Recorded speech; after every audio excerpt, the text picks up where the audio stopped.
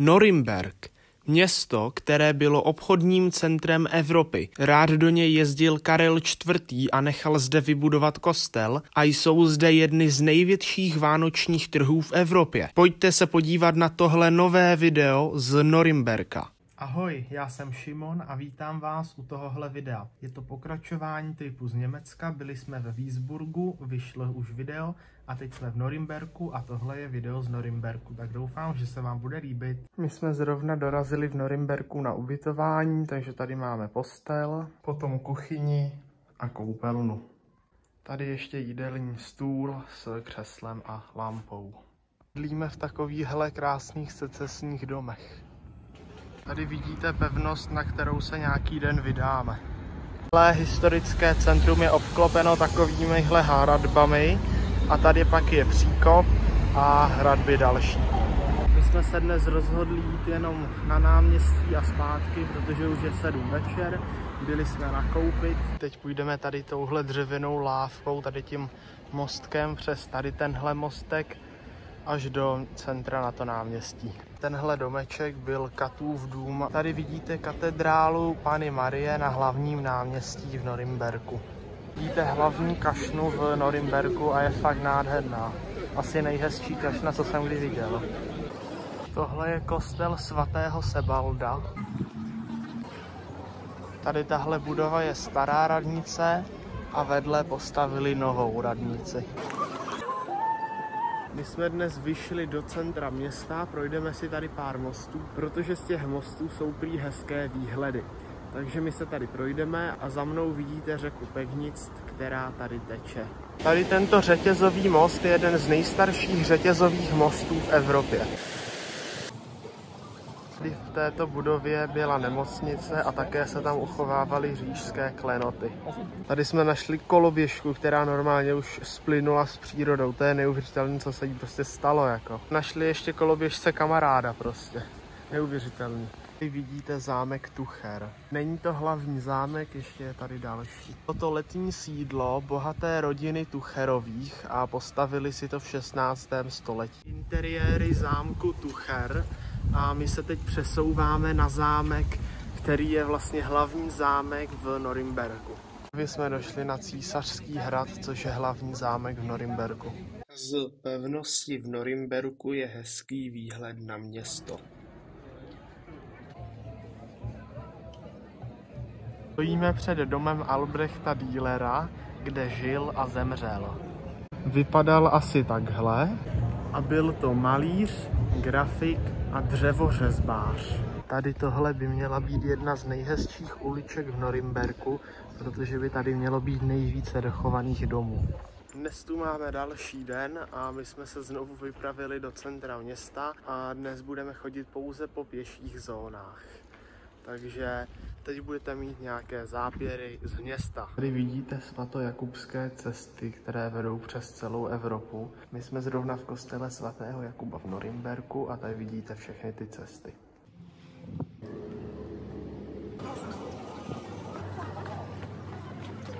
Hlavní nádraží v Norimberku. Kostel svatého Lorence, městské muzeum. My tu dnes máme další den a dnes jsme se jenom tak zběžně vypravili k justičnímu paláci, který je v Norimberku a konaly se zde norimberské procesy po druhé světové válce. Jsme ve Fürthu. Kostel, který právě vidíte a viděli jste ho zevnitř, je kostel svatého Michaela ve Fürthu.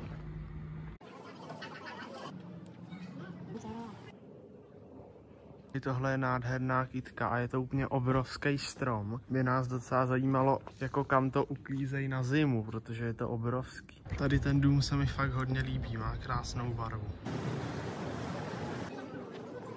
Radnice ve Fürthu. Jsme právě dorazili ke kolosálnímu areálu pro nacistická shromáždění, který nechal postavit Hitler.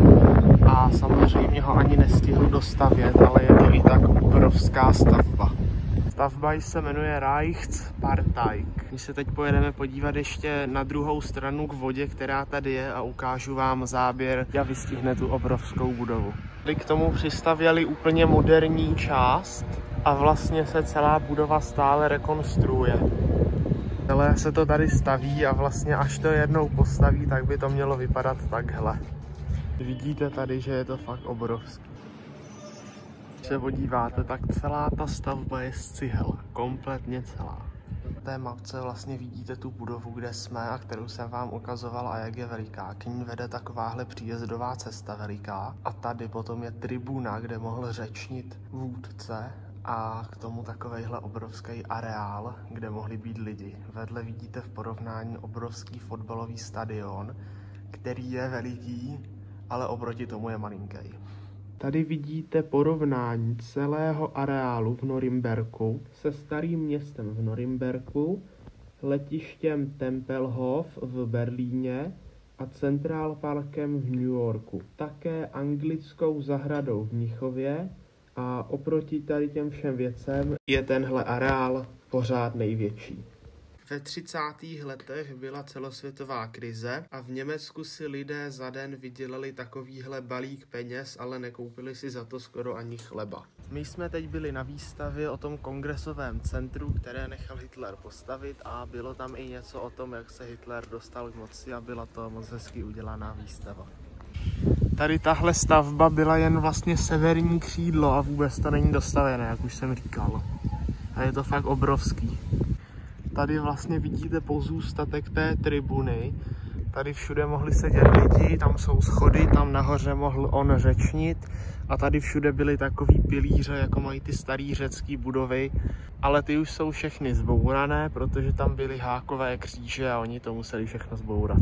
Tady vlastně vidíte jenom tu tribunu, kterou jsem vám teď ukazoval a tady za ní celý tady ten prostor byl pro lidi, kteří ho mohli pozorovat a fakt je to obrovský. A tady na tom celém plánku je to vlastně malá část, jenom tohle. A tady pak je stadion, příjezdová cesta, kongresová hala a všechno možné. Spoustu těch staveb, které tady byly, už za války zničili nebo po válce a všechno je to už zničené, takže tady je vlastně jen zlomek všeho, co tu kdy bylo. Tady vidíte tu obrovskou promenádu. Zajeli jsme si dnes ještě na kole do jedné vesničky u Norimberka, takže teď si to tu procházíme, je to fakt malinký a nic tu skoro není, ale aspoň jsme někam vyjeli. Tady to byl nějaký kostel, ale byl nějak zbombardovaný nebo vyhořel a už nemá ani věžičku, nic.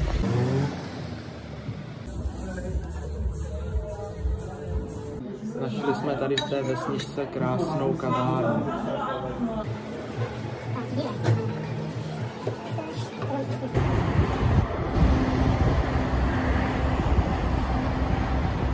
Právě viděli hlavní tah na Frankfurt a my jsme ho na kolech přejeli a dnes jsme dojeli právě na těch kolech do Erlangenu. Takže teď tady budete mít pár záběrů z Erlangenu a je to asi hodinku na kole z Norimberka.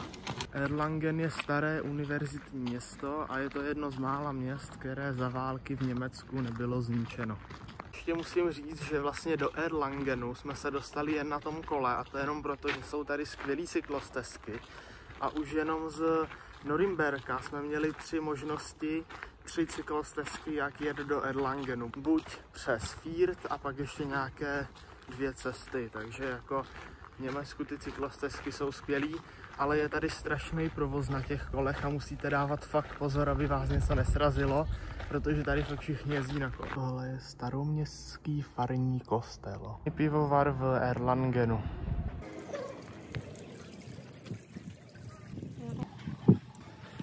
Byli pro jídlo a byli jsme v 3patrovém Kauflandu, což je neuvěřitelné. Jsem nikdy neviděl 3patrové, je to úplně obrovský. My dnes máme poslední den v Německu a zároveň v Norimberku. Zítra jedeme a jdeme dnes do muzea Albrechta Dührera a také do městského muzea podívat se na plánek, jak to tady vypadalo před válkou. Tady je ta malá část, která přežila bombardování. Dům Albrechta Dührera.